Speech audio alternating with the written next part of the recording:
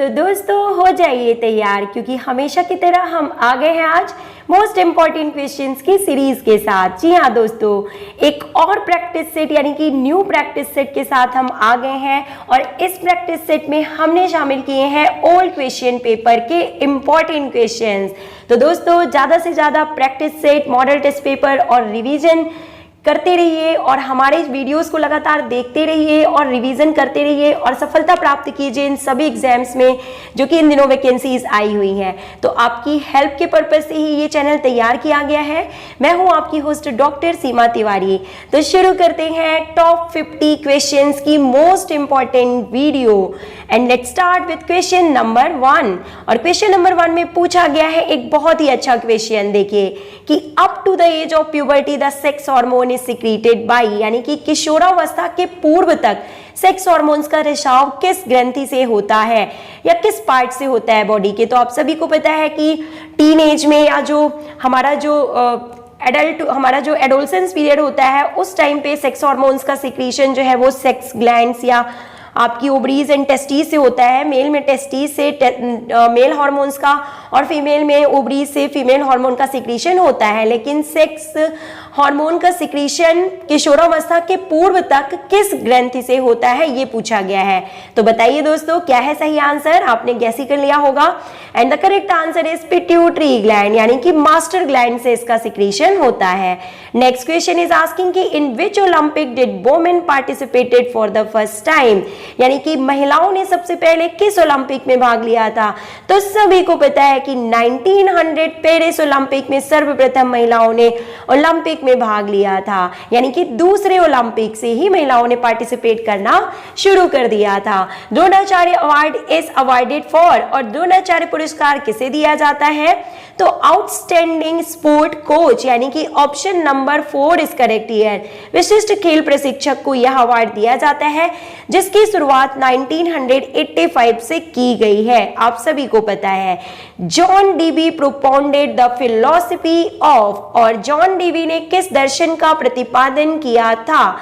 बहुत ही अच्छा क्वेश्चन है and the correct answer is, आपको पता ही चल गया होगा, व्यवहारिकतावाद यानी कि प्रैग्मेटिज्म या उपयोगितावाद या प्रयोजनवाद का जो है प्रतिपादन किया गया था जॉन डीवी जी के द्वारा। इसे उपयोगितावाद, व्यवहारिकतावाद या प्रयोजनवाद या प्रैग्मेटिज्म के रूप में जाना जाता है।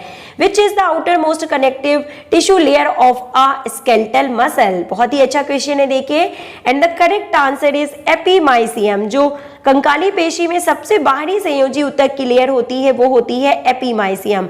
ये क्वेश्चन तो सभी एग्जाम में 100% पूछा जाता है। Ball and socket type of joint is a example of. तो ball and socket type joint जो होते हैं वो किस तरह के ज्वाइंट होते हैं। तो ट्राई एक्सियल ज्वाइंट होते हैं दोस्तों।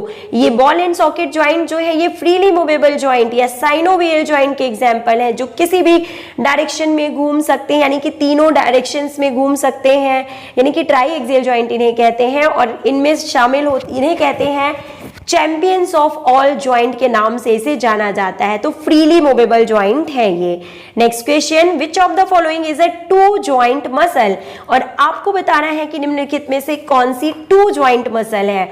तो बताइए दोस्तों what is correct answer here and option number 4 is correct here, sartorius, यानी कि सबसे लंबी मांसपेशी जो हमारे शरीर की होती है वो है सार्टोरियस मसल और ये एक प्रकार की टू ज्वाइंट मसल भी होती है। तो काफी इंपॉर्टेंट और यूनिक क्वेश्चंस की सीरीज है, तो वीडियो को पूरा और लास्ट तक जरूर देखिएगा दोस्तों। Who give the law of learning, यानी कि सीखने के सिद्धांत का प्रतिपादन किसने किया था। तो थॉर्नडाइक जी ने किया था, ये तो सभी को पता है। In adolescence individuals behaviour is mostly influenced by. किशोरावस्था में व्यक्ति का व्यवहार या इंडिविजुअल्स का व्यवहार या किशोरों का जो व्यवहार होता है वो मुख्यतः किससे प्रभावित होता है। तो दोस्तों से, पीयर ग्रुप से, अपने साथियों से ज्यादा विश्वास करते हैं एडोलसेंस अपने ग्रुप पे और कहीं ना कहीं इनसे ज्यादा प्रभावित होता है इनका व्यवहार। Which is not a primary motive, निम्नलिखित में से कौन सा एक प्राथमिक प्रवृत्ति या प्राइमरी मोटिव नहीं है। And the correct answer is affection, यानी कि यहाँ पे आपको बता दें option number 1 is correct here कि अनुराग जो है वो एक प्राइमरी मोटिव नहीं है। इसके अलावा हंगर, सेक्स और थर्स्ट ये प्राइमरी मोटिव के अंतर्गत रखे जाते हैं। Next question, if there are 21 teams, अगर 21 टीम है तो कितनी बाइज दी जाएंगी नॉकआउट टूर्नामेंट में? And the correct answer is option number 4 यानी कि 11। तो देखिए यहाँ पे जो नेक्स्ट 2 की बाइज होती है यानी कि नंबर ऑफ टीम कितना है, तो यहाँ पे 21 है और इसका जो नेक्स्ट बाइज होगा वो कितना होगा, 32 होगा। ओके और 30 नेक्स्ट टू दी पावर 32 हो जाएगा, जिसमें से आप 21 माइनस करेंगे तो आंसर जो आएगा वो आपका 11 आएगा। तो 11 बाइज दी जाएंगी। And the next question is asking that blueprint of competition plan is called, प्रतियोगिता में खेलने की योजना के प्रारंभिक रूपरेखा को क्या कहते हैं? And the correct answer is option number 3 strategy के नाम से इसे जाना जाता है। The structure of the sex chromosome of mother, यानी कि जाइगोट में जो मदर का जो सेक्स क्रोमोसोम जो मदर में पाए जाते हैं यानी कि ओवरीज में जो पाए जाते हैं सेक्स क्रोमोसोम के स्ट्रक्चर वो क्या होते हैं? तो XX, ओवरीज में जो क्रोमोसोम प्रेजेंट होते हैं मदर के वो होते हैं XX, और जब इससे एग बनता है तो उसमें सिर्फ और सिर्फ एक ही X क्रोमोसोम ट्रांसमिट होता है। और मेल में जो होते हैं वो कौन से क्रोमोसोम होते हैं? टेस्टीज में तो XY, और जब स्पर्म्स बनते हैं तो उनमें ट्रांसमिट होते हैं एक में X और एक में Y क्रोमोसोम। तो ये थोड़ा सा रिप्रोडक्शन की बात यहाँ पे दी गई है। Next question, hydrotherapy is also called as, और हाइड्रोथेरेपी तो सभी को पता है वाटर थेरेपी के रूप में इसे जाना जाता है यानी कि जल चिकित्सा के रूप में जाना जाता है। Scoliosis is a postural deformity related with, और स्कोलियोसिस जो है एक डिफॉर्मिटी है बॉडी के किस पार्ट से रिलेटेड है? तो सभी को पता है कि ये वर्टिब्रल कॉलम से रिलेटेड एक प्रकार की विकृति होती है। नेक्स्ट क्वेश्चन इज आस्किंग कि in the rehabilitation process the term rice means, यानी कि जो राइस होता है या प्राइस होता है उसका फुल फॉर्म क्या है? तो आजकल इसे प्राइस के नाम से जाना जाने लगा है और इसका फुल फॉर्म है, हम आपको बता दें, P for prevention, R for rest, I for ice, C for compression and E for elevation. तो कौन सा करेक्ट आंसर है? देखिए यहाँ पे ऑप्शन नंबर 4 जो है वो बिल्कुल सही ऑप्शन है एंड सही आंसर है राइस के फुल फॉर्म का। Option number 4 is correct here. Let's move to next question now. Okay friends, and the next question is asking that the fat stored just under the skin is known as, काफी अच्छे question की series है दोस्तों, पूरा video को जरूर देखिएगा कि जो फैट त्वचा के ठीक नीचे पाया जाता है या वसा जो स्टोर हो जाता है उसे कौन से वसा के रूप में जाना जाता है? और इसे सबक्यूटेनियस फैट के रूप में जाना जाता है। Next question, the game of hockey starts with, hockey के गेम की शुरुआत कैसे होती है? और the correct answer is back pass is correct answer, centre pass या back pass is correct answer. Okay, let's move to next question. In short put the tie for the first place is resolved by, यानी कि short put में अगर बराबरी हो जाती है तो प्रथम स्थान कैसे निश्चित किया जाता है? तो करेक्ट आंसर यहाँ पे है option number B, considering the next best performance. Okay, and let's move to next important question कि the expedite system is used in, expedite system का प्रयोग किस में किया जाता है? तो दोस्तों ये एक ऐसा क्वेश्चन पेपर है जिससे आपको 5 to 10 questions as it is exam में मिलने वाले हैं अपकमिंग एग्जाम्स में, तो इन क्वेश्चंस को आप नोट डाउन कर लीजिए और रिवाइज करते रहिए। तो इसका संबंध है टेबल टेनिस से।